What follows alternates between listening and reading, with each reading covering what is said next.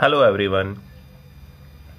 आज हम बड़ा ही इंटरेस्टिंग टॉपिक करने जा रहे हैं। क्लास 11th का टॉपिक है अपना ये, और ये टॉपिक कंपटीशन एग्जाम से रिलेटेड बहुत इंपॉर्टेंट है। आईआईटी नीट वगैरह जो एग्जाम हो गए, जैसे इससे रिलेटेड ऑब्जेक्टिव टाइप क्वेश्चन है वो काफ़ी पूछे जाते हैं।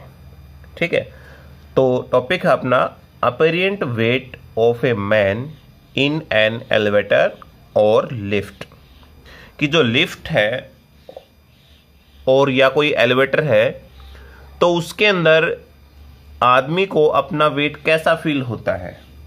जैसे आप सभी लिफ्ट के अंदर जरूर बैठे होंगे, ठीक है।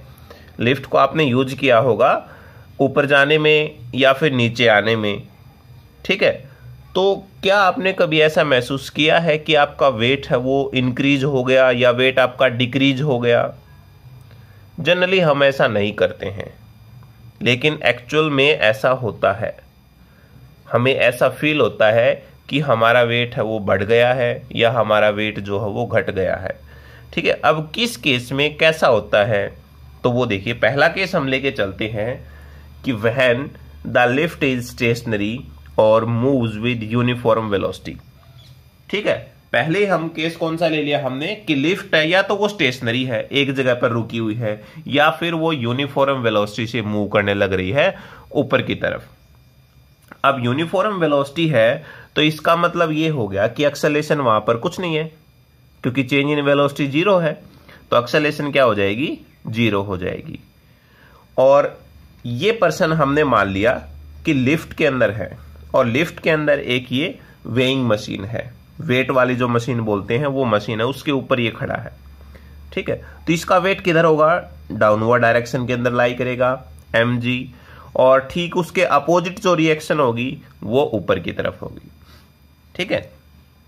तो जब यूनिफॉर्म वेलोसिटी से ऊपर जा रहा है तो एक्सेलरेशन क्या होगी? जीरो होगी।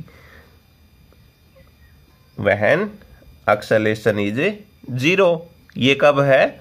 Due to uniform velocity. Uniform velocity से एक्सेलरेशन जीरो है। तो इस केस के अंदर नेट फोर्स अगर पूछे आपसे कि क्या होगा, तो वो बताओ। Net force on the person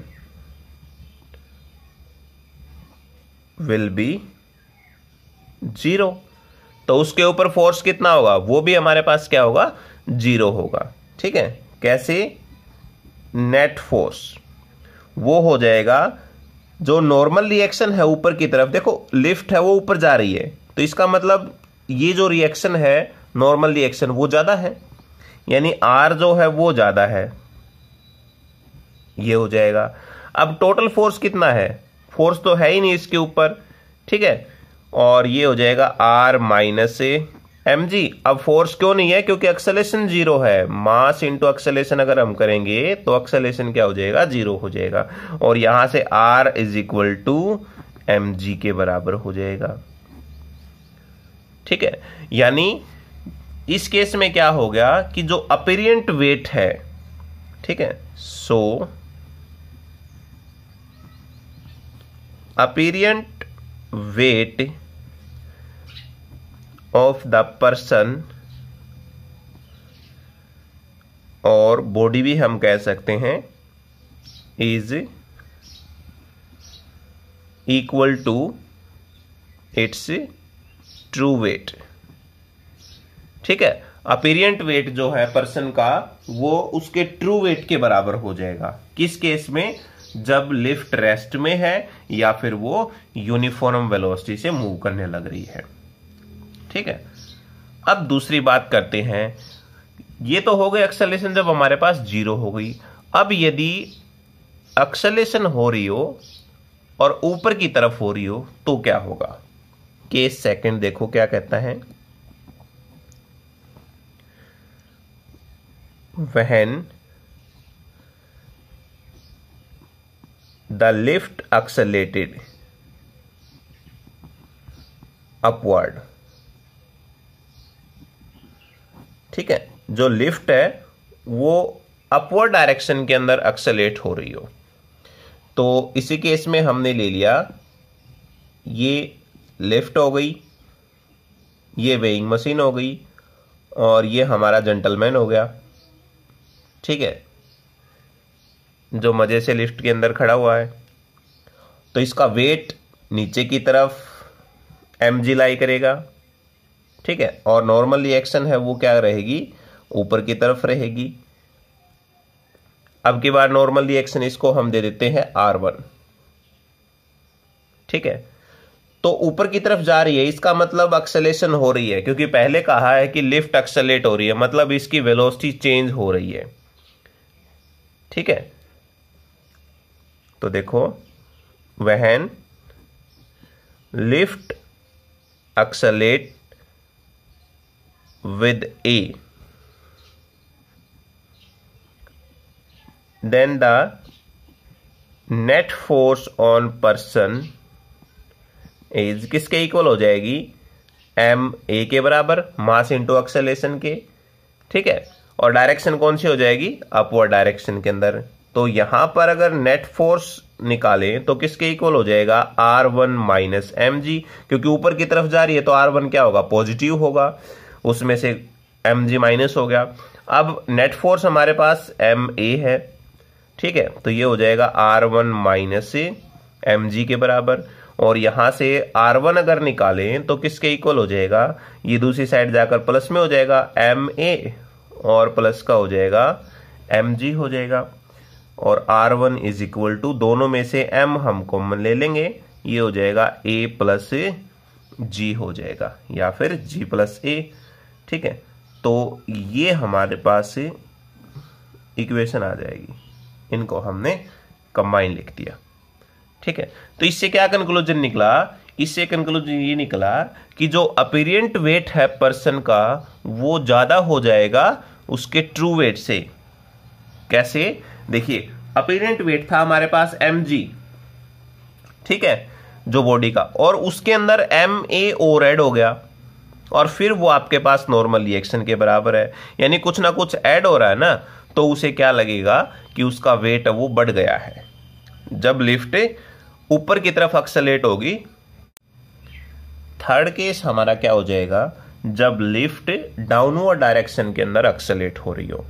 ठीक है, तो उसी प्रकार से हमने एक लिफ्ट बना ली, और ये वेइंग मशीन हो गई, और जो हमारा जेंटलमैन है वो यहां खड़ा है अभी, ये। ठीक है, तो इसका वेट नीचे की तरफ लाई करेगा mg, और एक्सेलेरेशन क्या हो रही है, एक्सेलेरेशन अब की बार डाउनवर्ड डायरेक्शन में हो रही है। तो नॉर्मल रिएक्शन भी किधर होगी, नॉर्मल रिएक्शन भी अब की बार नीचे की तरफ होगी, यानी इसकी जो नॉर्मल रिएक्शन है मैं यहां लिख देता हूं, R2 बोल दिया मैंने इसको, ये भी क्या होगी, डाउनवर्ड डायरेक्शन के अंदर होगी। ठीक है, तो देखो, if lift moves downward with acceleration a, then net force, तो नेट फोर्स हमारे पास किसके इक्वल हो जाएगी, m इंटू a के, और ये किधर होएगी, वर्टिकली डाउनवर्ड। ठीक है, डाउनवर्ड डायरेक्शन के अंदर होगी, तो हमारे पास नेट फोर्स किसके इक्वल हो जाएगा, mg माइनस R2 के। mg माइनस R2 कैसे, क्योंकि देखो वेट ज्यादा है, मतलब नीचे की तरफ हो रहा है, डायरेक्शन हमारे कौन सी, नीचे की तरफ है, और जो नॉर्मल रिएक्शन है वो कम हो गई। ठीक है, इस प्रकार से, तो इसका मतलब माइनस आ जाएगी यहां पर। तो नेट फोर्स हमारे पास किसके इक्वल, m इंटू a के इक्वल, और ये हो जाएगा mg माइनस R2। यहां से R2 की वैल्यू अगर निकालोगे तो किसके इक्वल हो जाएगा, ma जो है mg, और ये दूसरी साइड आ जाएगा, यानी माइनस का हो जाएगा ma। इसमें से a कॉमन ले लेंगे तो क्या हो जाएगा, g माइनस a हो जाएगा। तो देखो, तो एक्चुअल वेट था उसका mg में से कुछ ना कुछ कम हो रहा है, तो इसका मतलब जो उसका एक्चुअल वेट था वो क्या हो जाएगा, कम हो जाएगा। ठीक है, या यूं कहें जो अपीरियंट वेट है ट्रू वेट से अलग होगा या कम होगा। ठीक है, तो देखो हैंस द अपीरियंट वेट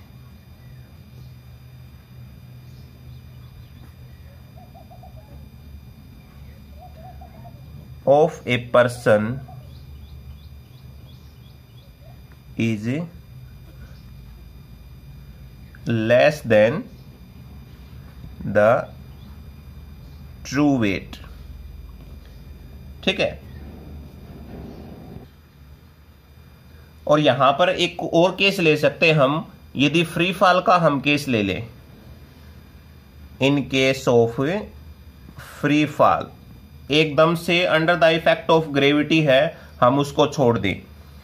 ठीक है, यानी लिफ्ट नीचे आ रही हो ग्रेविटी के इफेक्ट में बस, तो उस टाइम एक्सेलेरेशन हमारे पास किसके इक्वल हो जाएगी, एक्सेलेरेशन ड्यू टू ग्रेविटी के। ठीक है, और ये किधर हो जाएगी, ये डाउनवर्ड डायरेक्शन के अंदर हो जाएगी। तो तब हमारे पास R2 किसके इक्वल हो जाएगा, mg माइनस a किसके इक्वल हो जाएगा, mg के, दैट इज 0। यानी अपीरियंट वेट है पर्सन का, वो कैसा होगा, वो 0 होगा। ठीक है, इसका मतलब वो कंडीशन कैसी हो जाएगी, वो कंडीशन वेटलेस की हो जाएगी। उसे बिल्कुल ऐसा लगेगा कि उसका वेट है वो 0 हो गया है। ठीक है, फ्री फॉल के कंडीशन में है बताइए। और अब की बार लिफ्ट डाउनवर्ड डायरेक्शन में मूव कर रही है और एक्सेलरेशन जो है वो ग्रेटर देन है एक्सेलरेशन ड्यू टू ग्रेविटी से। तो उस केस में हम देखें तो देखो जो हमारे पास इक्वेशन थी डाउनवर्ड डायरेक्शन के अंदर, ये जो आई है हमारे पास, इस इक्वेशन को यूज करेंगे। ठीक है, इस इक्वेशन को हम यूज करते हैं तो इसका मतलब क्या हो गया, R जो है हमारे पास R2 वो किसके इक्वल, ये यहां सॉरी गड़बड़ करके बेटा, हम दोनों में से m कॉमन लिया था हमने। ठीक है, m आएगा यहां पर, m कॉमन ले लिया तो क्या बच जाएगा, g माइनस a बच जाएगा। तो इस केस में हमारे पास क्या होगा, g माइनस a यानी m, ये किसके इक्वल हो जाएगा, ये नेगेटिव के इक्वल हो जाएगा। क्यों, क्योंकि एक्सेलरेशन ज्यादा है, एक्सेलरेशन ज्यादा है तो इसका मतलब ये जो R2 की वैल्यू वो कैसी होगी, नेगेटिव होगी। तो उस टाइम पर्सन को अपना वेट जो है वो कैसा लगेगा, वो नेगेटिव होगा। ठीक है, अब बात ये आती है नेगेटिव कैसा लगेगा, तो वो इसलिए होगा बेटा कि जैसे ये मान लिया हमने इस प्रकार से, ये लिफ्ट है और ये यहां पर्सन है। ठीक है, अब की बार जो G है ना, बताया कि G लेस देन है हमारे पास A से, मतलब A ज्यादा है, यहां देखे तो A ज्यादा है। ठीक है, अब A ज्यादा है तो ये बताया कि डाउनवर्ड डायरेक्शन के अंदर आ रही है तो एकदम से स्पीड नीचे हो जाएगी, बहुत तेज हो जाएगी और ये यहां से उठ के सीलिंग से टकरा जाएगा। ठीक है, तो उस टाइम इसको वेट कैसा लगेगा, 0 लगेगा। ठीक है, तो ये जो कंसेप्ट था हमारा वो लिफ्ट के ऊपर थे। इनको आपने अच्छे से करना है, इनसे रिलेटेड कुछ न्यूमेरिकल प्रॉब्लम सोल्व करके देखना। कोई भी अगर आपको दिक्कत आती है तो आप कमेंट बॉक्स में जरूर लिखें। Thank you.